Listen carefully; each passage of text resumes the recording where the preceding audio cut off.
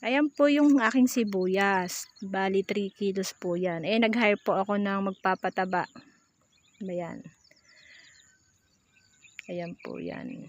Ayan po yung pinakapunla niya. Lapitan po natin. Bali ilang days pa naman po kasi lang siya. Kaya ayan pa lang siya. Ayan. Ayan. Bali itatanim po ito simula doon sa kubo na yon. Ayun po yon. Then dito po ayan. Mula naman po doon. Ayan. Bali isang banos po yan. Ito, sukat mo rito. Ayan. Ayan na po yung aking punla. Sukat mo rito ah.